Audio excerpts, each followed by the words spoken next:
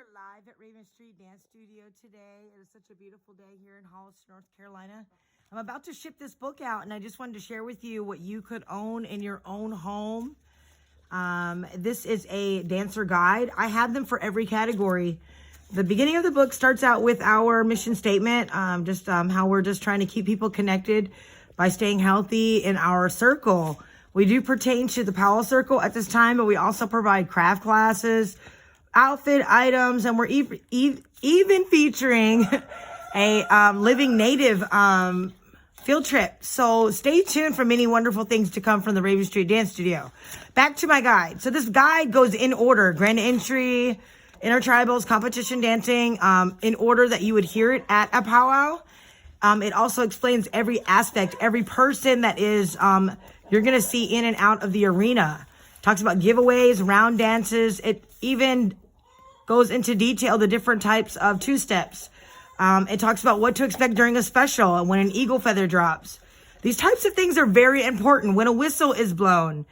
If you don't feel comfortable, then you're not going to stay, as engaged, or you might be afraid of actually getting an outfit and stepping into the circle where you actually belong.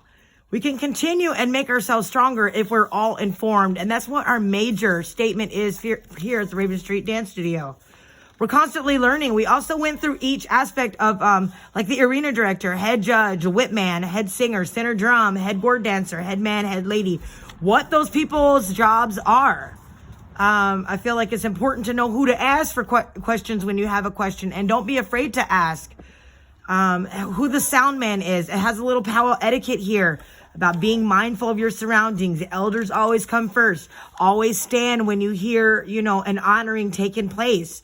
And good sportsmanship. And then we get into the actual style. This is the women's northern traditional book. That could be buckskin, cloth, stationary walk around. There are lots of subcategories. I start with the origin, and I talk about how it was often done during scout dance, where the women's traditional would follow their male relatives as they danced and told their story of battle. The men would throw to the ground many of the regalia items that they wore or acquired during the battle. The women would put on these items and dance behind them in support and honor. This is why you see both the men and women traditional dancers wear a breastplate. Brass armbands worn by the men were worn as cuffs for the women. The women dance their styles with their back straight, shoulders back, head level, portraying the role women had in their tribe, being the backbone to the men, proud of their people and level-headed when it came to decision making.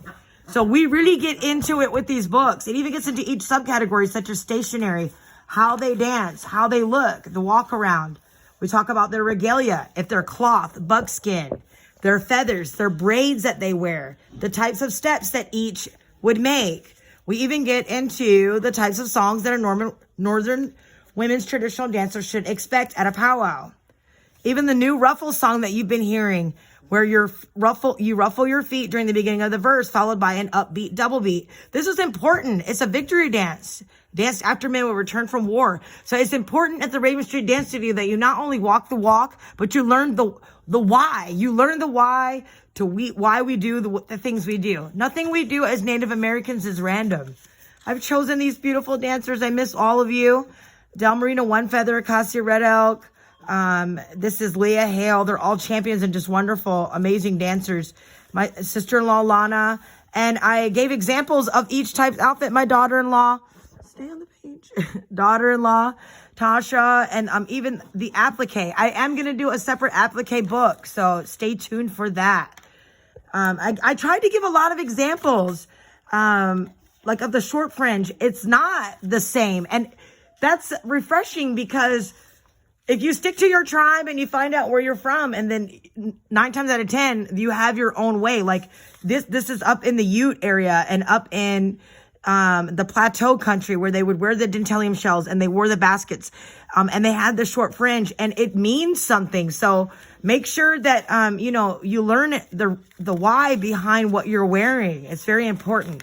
So then after we get into those examples, I get into a diagram where I, show each part of the outfit. You can make a list after that of what you're missing, or some notes, or like maybe who your favorite was, or what you're feeling on this page. Then I get into a checklist. This guide is complete, because a lot of times we don't know, like, oh my God, I should have brought a wagon to carry all this stuff, you know, to and from the powwow. But we've been there, so we just want to share the knowledge, man. It really helps when you have a guide and you feel more secure and you feel more ready. Then you're going to have more participants, and not just more participants, but you're going to have participants that stay in the circle. That don't just, you know, come quickly and then leave.